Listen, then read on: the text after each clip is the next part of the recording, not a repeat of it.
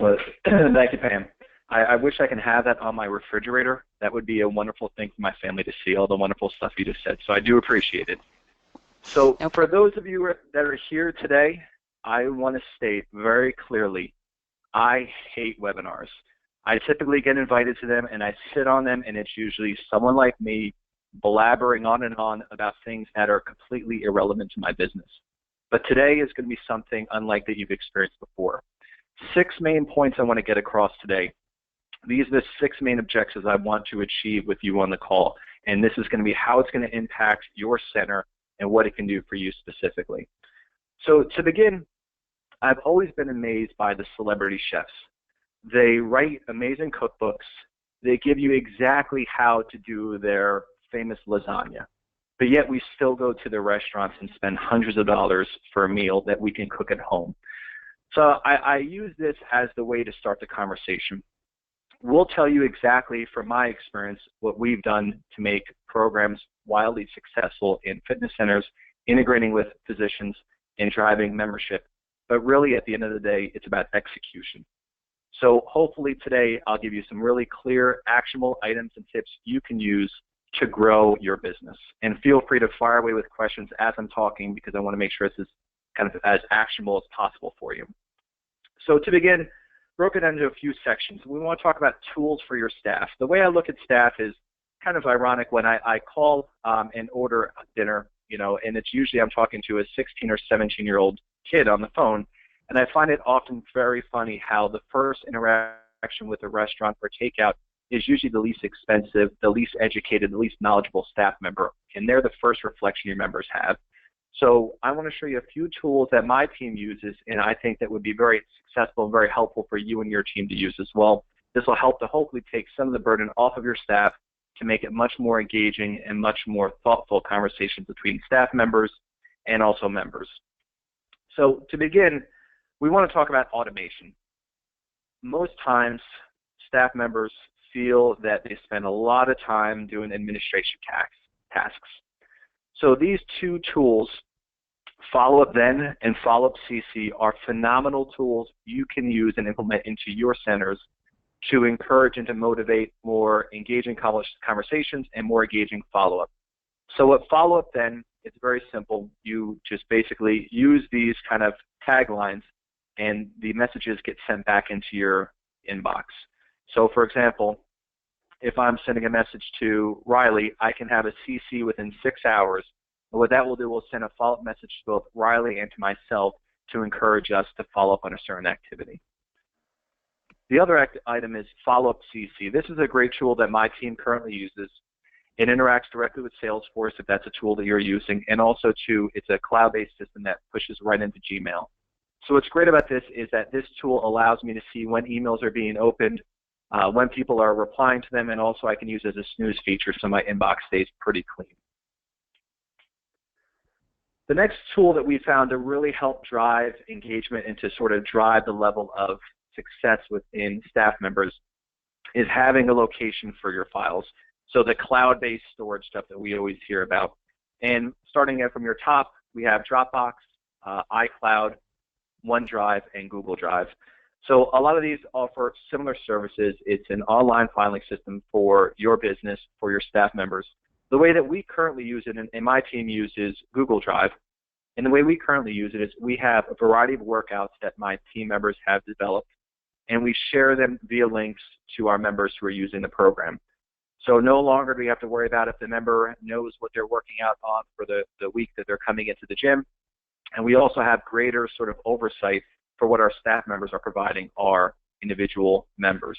So it's a great way to have greater compliance, a greater organization, and have access to the files really anywhere you want to. So one of the great tips that you can do is have your team develop 10 workouts that you want to kind of stamp as these are certified workouts that my gym wants to promote. And then your trainers can use those and share them electronically to the members of your fitness center. So it's a nice way to keep yourself organized and to make sure you always have your thumbprint on the activities and the sort of outreach that your coaches are doing.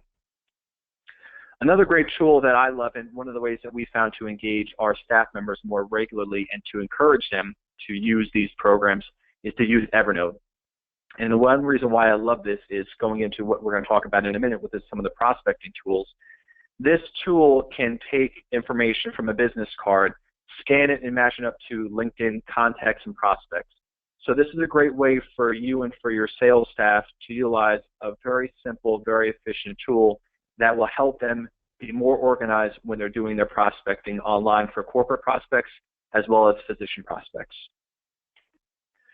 So virtually all organizations that I've worked in, and even the fitness centers that I've traveled to and worked with in the past, they have a difficulty with communication. Staff members feel like their bosses are yelling at them. Members feel like their staff members can be doing more for them, and really it's just an inefficient process. So there's a few tools that we've rolled out both as our own individual tools for our partners and then even down to member tools as well.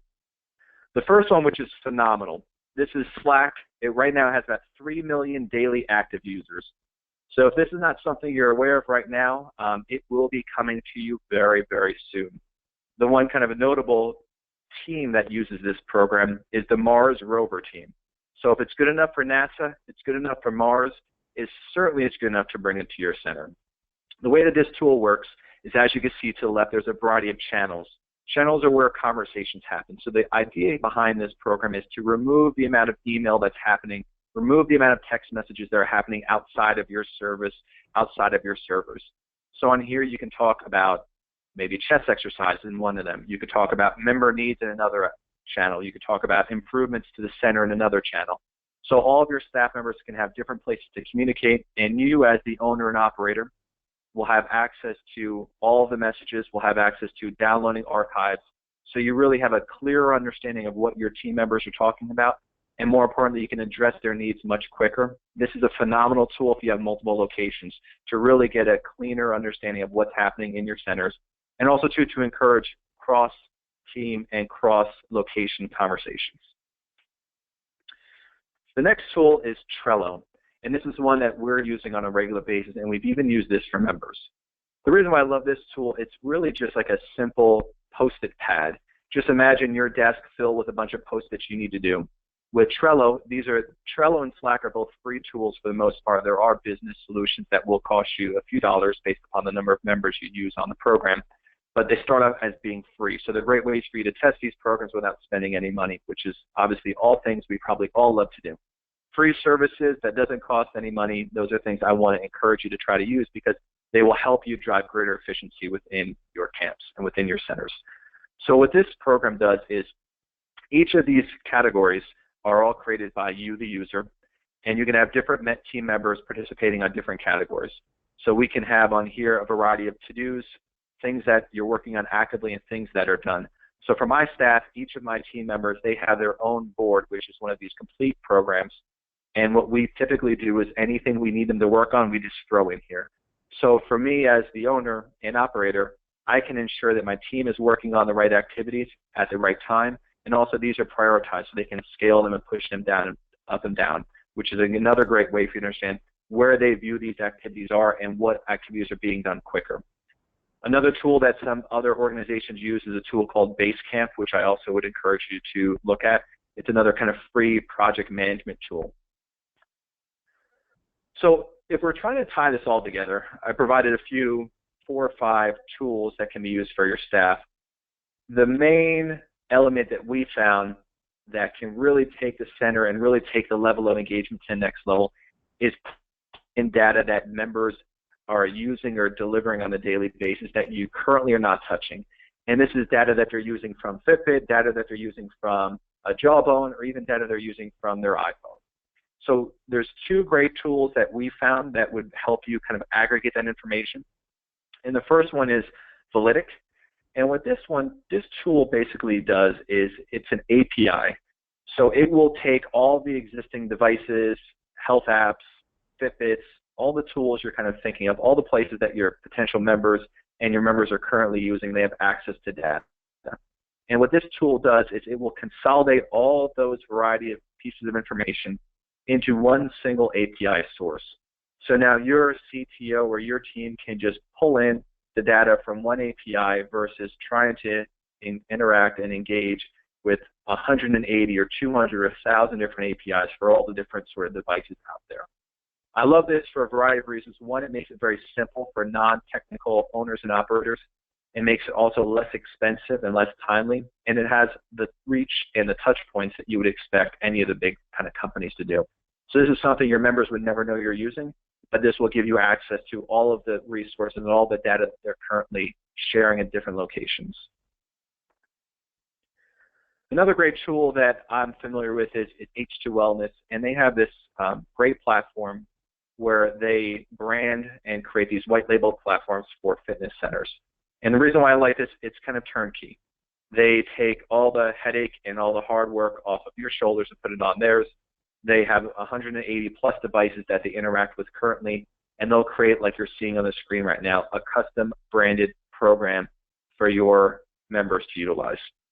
I just think of the value of taking this existing levels of data, everything from, like you're seeing on this screen, the medical devices, the health apps, and I really compare it to what we've seen in the growing popularity of a service and a platform, kind of like Orange Theory. And we find tremendous number of millennials love that. The reason why is they're getting access to data they wouldn't normally have in an existing fitness center. They have the heart rate monitors, so they walk in there, they know exactly what you're doing. These are things that people are looking for now and they're expecting. So I would encourage you to sort of challenge yourself with what can you offer your members that they wouldn't typically expect to see and they wouldn't typically have access to in other gyms, in other locations. So after we're taking this data, we've improved our staff to some degrees. We've offered a variety of tools to ensure they're communicating more efficiently and more effectively. We're taking in existing data that our members are generating outside of our centers. And now I want to sort of package that into approaching and presenting and growing our referral sources. And this is something where I spent a lot more time on at the session down in Baltimore, but this will be a great kind of 30,000-foot view as to what we're currently doing and how I would encourage you to do the same, because these programs and this process does work. So there's two main referral sources that we typically look at when we're trying to grow our business. One is the corporate referral. So we're talking corporate memberships, we're talking relationships with the big companies, and we're talking about physician and hospital-based referrals. And we categorize them two separate ways, one of which the corporate group is phenomenal because you hit one corporate, you get success with them, and you have, typically speaking, a large funnel of patients coming through, a large funnel of members coming through at one single time. Many cases, the corporate memberships and the corporates are paying and they're offsetting part of the expense, so it's another great value. The challenge with the corporates that we found is that while you can build a large funnel of them, they're much more difficult to close and their close ratio is much slower.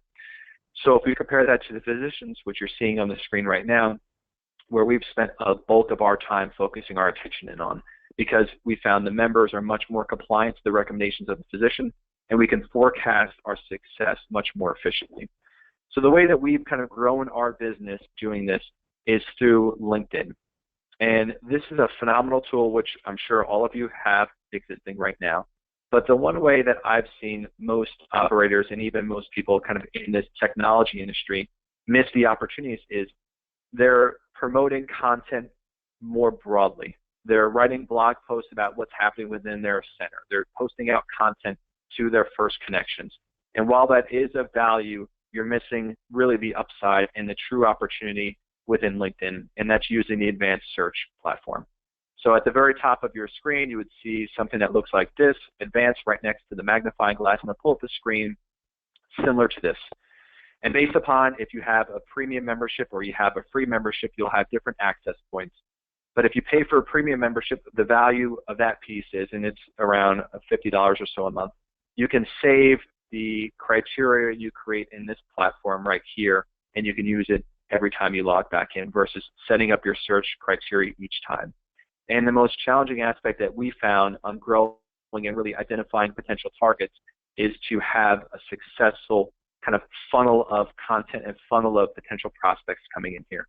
So with this advanced search with a premium platform, you can save your search criteria, and every time maybe a new corporate HR manager comes into your area or hits the criteria that you're looking for, you'll be prompted. So you'll know that there's new prospects coming into your funnel. This is a great way for your sales team to constantly have new, kind of new funnels populating outside of the traditional, let me sit in my center and wait for members to walk in. So the four main ways that people are using this, and the ways that we've really categorized this, is down to the Boolean modifiers. These are the same ways that Google search works, but again, most people don't do this the correct way, which is why they limit their upside and their success of searching on LinkedIn and searching, even for that matter, on Google search. So the first piece is using the AND tool, and which is really a narrowing tip. So as you can see, the first kind of segment I have here is Facebook and Twitter. So what's great about this is this criteria has to hit and Twitter, Facebook, both of these. The only way this will work is if you have this capitalized. It needs to be fully capitalized. If you write Facebook and lowercase Twitter, it won't do the same thing as this uppercase pieces.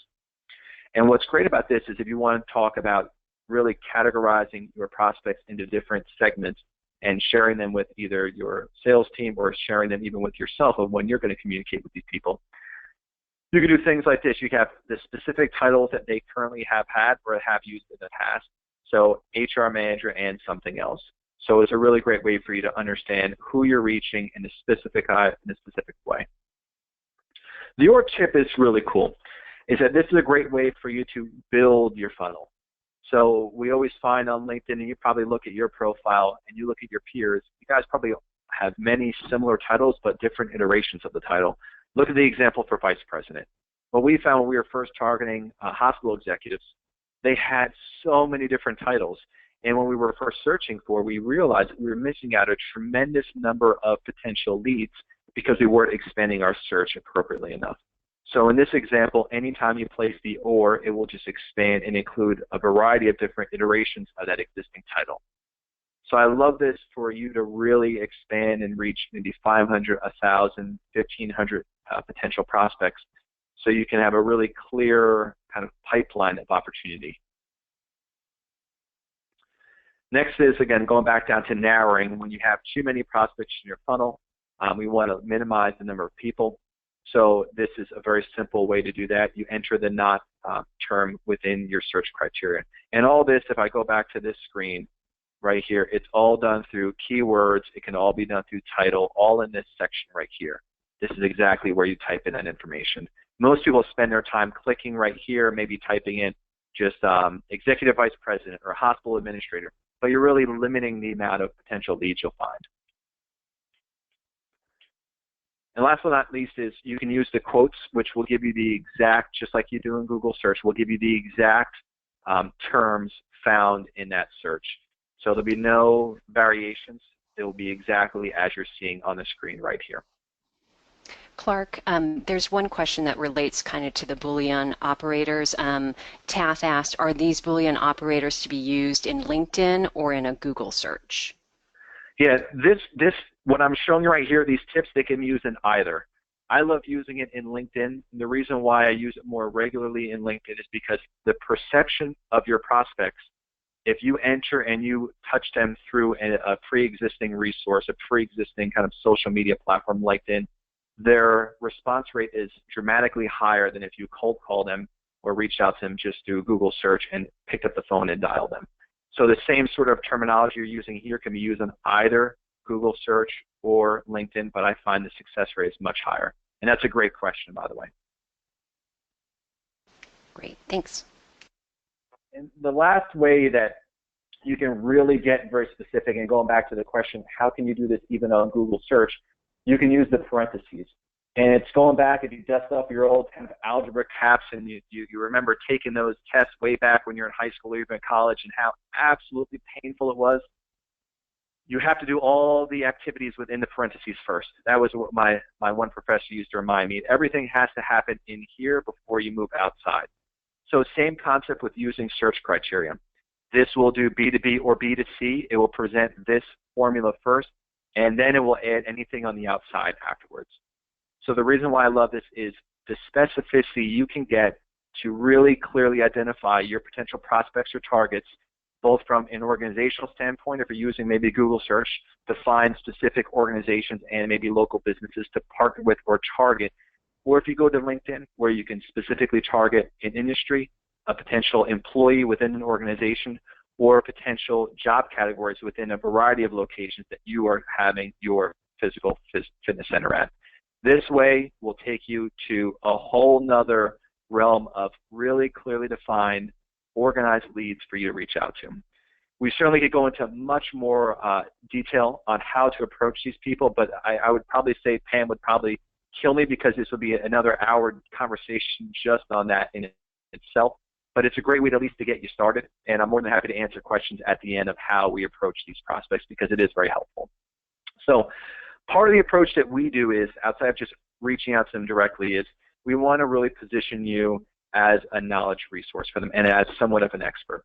So the way that we've done that, there's a few different resources, one of which is you freely set these up, which are Google Alerts.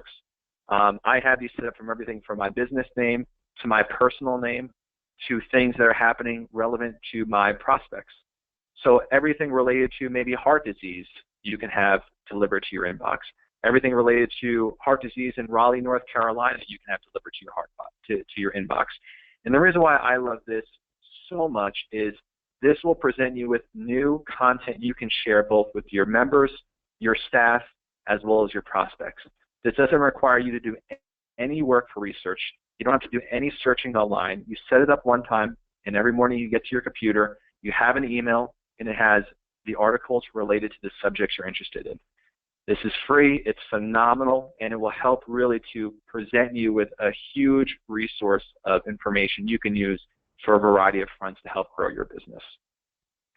In addition to what you see here with the Google Alerts, there's another great one sponsored by the CDC. And the CDC, if we want to talk about health-related information, this can truly help to distinguish you and your center as a resource for members where you can get weekly emails or even daily emails for that matter on new alerts relevant to the members you have in your center. I just think of, imagine walking into the center and you're down in Florida and you have information on Zika and what that means for your members. These are things that are really cutting edge that will help to truly differentiate you from the competition down the road, and also to help to present you as a true community resource, which will be even more valuable as you're approaching fitness centers, as you're approaching, physical corporate centers, as well as physicians' offices, because these are resources and these are tools that these centers and these partners are expecting when they come into these centers. The next tool, which is also free, which I love, is HARO, which is Help a Reporter Out. So this was founded, probably 5-10 years ago. It was really as a listserv. When journalists have a need for a story, they have a concern, they're trying to fill and complete their deadline, they're looking for resources. And when you maybe see some of the national experts and you're wondering, how the heck did they get put on here? How did they get on the local news? How are they always quoted in these newspaper articles? They probably have a publicist, but if you're not in a position to pay for a publicist, which I'm not, I like to do these things that are free and that they're very easy for me to engage off of. So what you do is you sign up for HARO, you put in your domain expertise and the sort of subjects you want to be shared to. And what happens is each day, sometimes 3 times a day, you'll get an email with a variety of requests from journalists. And they'll send out a request saying, I'm looking for an expert that has familiarity with obesity. And you can then write in your bio, you can answer their question, and if it's relevant to their needs, they will ping you back. You'll connect outside of the service, and they'll quote you for their article. And this is a great way to grow your business. It's a great way maybe to have your general managers be listed on here to kind of cull through the information that's being shared out on and they can start to truly be that community-based resource for both the members as well as your partners and prospects. And this really comes down to the concept of you want to create an expert-level environment for your center. And so many times we try to get in these situations and we found is that fitness centers are trying to distinguish themselves from the kind of small niche-based fitness center or the large hospital-based fitness center. The commercial centers are having a very hard time with that. So we really want to try to focus in on creating expert-level content, expert-level sort of stories and engagement, and all without kind of being too disruptive for your current practice. The tools I've shared with you thus far, and even the Google Alerts and HARO Alerts, they just come to your inbox, and it takes you 30 seconds to look through it in the morning, and if anything really resonates with you, you just reply back. If it doesn't, you delete it.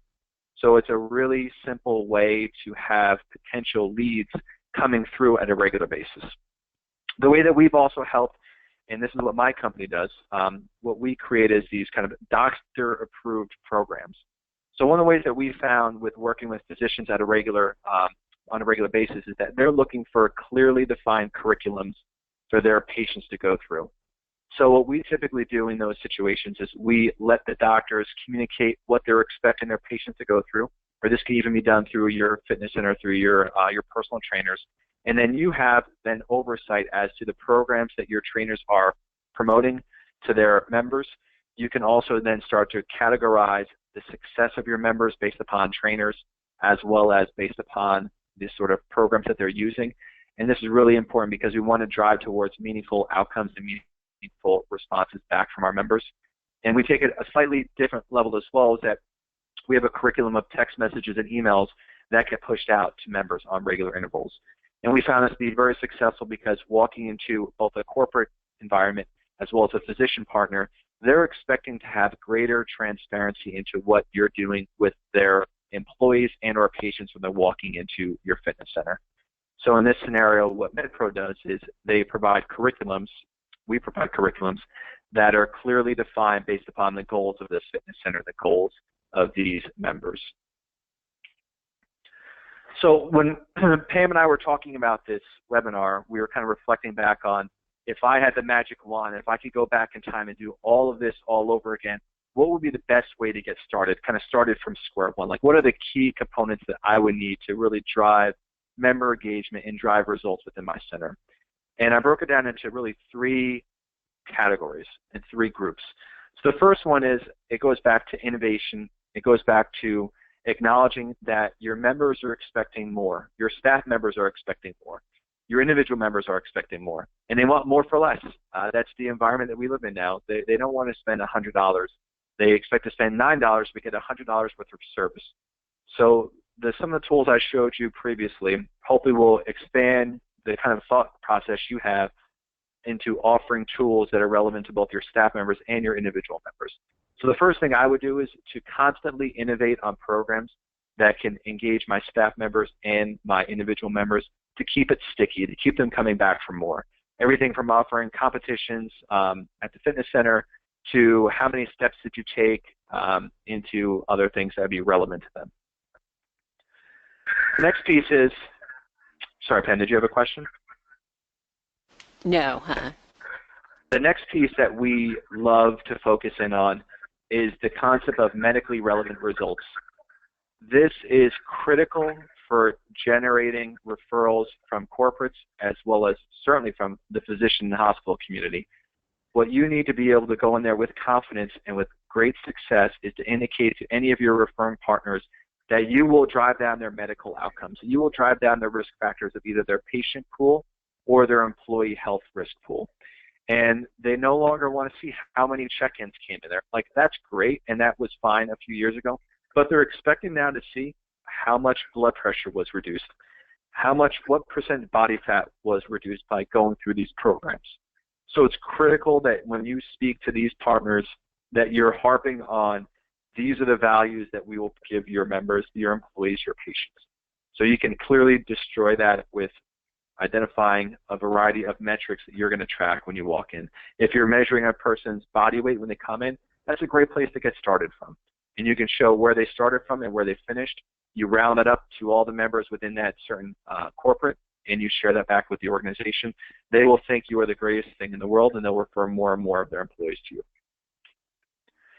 The next piece is that what we found, there was a big challenge when we started really getting referrals from hospitals and physicians, was that we got the referral, we were happy, we were proud of ourselves, we were patting ourselves in the back, and then we never followed back up with the doctor.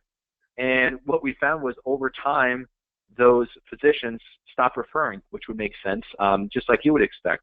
If you're not closing the loop with your physician partners and your corporate partners, you will lose those referrals over time. So what we typically do is we do, at a minimum on a quarterly basis, we sit down with any of the referral sources that are regularly sending in members or patients or groups into our programs, and we give them a 30,000-foot view of how their members are doing. We ask them for feedback of what they're hearing from their members. The first time you have those conversations, your partners are going to think that it's absolutely phenomenal, and when you have them regularly, they move much quicker, and you'll find that the number of referrals that you get each time you go back in there and have those conversations skyrockets. So we typically, after our first onboarding, we set up a regular quarterly meeting, and we present them with their data for all the members that are participating in their programs. So that's another great way for you to keep it fresh and keep it engaging. And also, as you're getting those Google alerts, you can share them back to your partners because they will remember you. They will think that you're a different resource than what they've had in the past. So I'd love to open up for more questions and answer any of the ones that came through during the talk and answer anything else you might have that's on your mind. Great. Thank you, Clark. Very, very helpful, very informative. We do have a couple of questions, and I have a couple of questions too. So if you do have questions and you haven't submitted them, please go to the Q&A box and go ahead and type in a presentation. You spoke a little bit about rewards, Clark, and Brett had a question along that lines. He wondered if you could speak to the incentive of the member or client to allow the gym or wellness center access to their QS data. Sure, great question. So the challenge you have here is what level of data can you share with the referrals that you are kind of developing? And there's a fine line, especially when you get into medical information with HIPAA and what you can and cannot share. So what we found that is the easiest way and will really check the box for your partners, just presenting them with macro level results on the individuals that are participating in the program.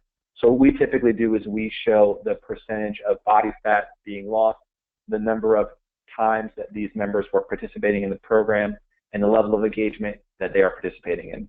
So that will at least check off the box of what they're looking for, and if they're looking for something more specific, you always can share that level of data more ad hoc, but not on a regular basis. Okay, great. And then Taff was wondering whether MedPro Wellness provides consulting services. I'd be happy to help you any way I possibly can. Our mission is to really help club operators and centers be more efficient on driving regular referrals and also presenting with medically relevant results for their members. So I'd be happy to talk offline if you had some needs.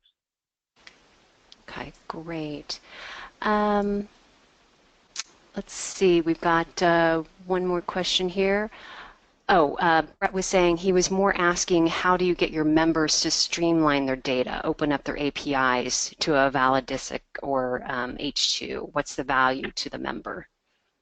Oh, great question, Brett. So the value to members that members are doing currently, they're using their Apple Health folder right now. And what I typically say, and the reason why I encourage them to say yes to this is because it will allow our trainers and our fitness center staff and our professionals to personalize a program for them. The more data we have, obviously, the better and the more successful we can be on developing a program that will generate results for them. I also would encourage them to do this because if they're not in our center on whatever the frequency they're coming in, you can set up alerts that will notify your team that if the member gained X amount of pounds, you can reach out to them and say, hey, we haven't seen you come into our center the past 6 months, and you've been gaining X amount of weight. It just presents itself with a higher level of kind of service than what they're used to seeing. Okay, great. Let's see, I had a couple of questions. We got a lot of people saying, great, thank you so much, what a wonderful presentation, but I had a couple of questions about, the physician referral process, Clark. Why is that such a tough process? Yeah, great question, Pam. What we found, the reason why it's so challenging is that these physicians and hospitals, they're being hit so regularly by salespeople for a variety of things. And in the fitness industry, the sort of revenue that the doctor could potentially see or the benefits that the doctor could potentially see, it's small in relationship to what they're currently hearing in the amount of interest by pharmaceutical companies. So just imagine you have a variety of patients and a variety of members that have high blood pressure, and they all go to Dr. Jones. But Dr. Jones is maybe referring 10 patients or 10 members to you maybe over the course of 6 months, but that same doctor is writing 100 prescriptions for Plavix in the course of 1 month. So it's so hard to get their attention, but the value and the opportunity with getting their attention is that their members they refer in, they stay so much more longer than any other members. They're so much more compliant, and they're so much more willing to work on these programs. So our results with members that were referred in through a physician are through the roof compared to when they referred them through a corporate. And also they've stayed on significantly longer than they have stayed on in a corporate setting. And they're willing to spend the money. So those are all great referrals to have. Great. Okay. When it relates to the technology that you were talking about, is it better to build your own club-specific technology or to use a large provider? Sure. I would say 10 years ago it's probably better to build your own because there weren't so many widely available open sources for centers to use, for fitness centers or club operators to use. But now it's you need to focus in on what you do best, which is running your center, bringing programs out to the community, and engaging your members. And so many of these resources, especially the ones I showed you today, they're minimal cost. They're widely adopted by all the major corporations. Even if you take, for example, the example I gave you with Slack, I mean, it's used by the Mars rover team. So if it's good enough for NASA and their scientists, it certainly is good enough for all of us in the fitness industry. So I would strongly encourage you to use the resources that are available as opposed to building it on your own. Okay, great. We've got just a couple more minutes here. Again, if you have any questions, go ahead and type those into the Q&A box. I have one more question for you, Clark, and that's, should I be concerned about sharing my data with these other companies or services? Is there any security issues or HIPAA issues or anything? Sure. There are potential issues you should be aware of, and this kind of goes into twofold. One of which, going back to Brett's question, the members, why would they want to share this information, and what information can they share?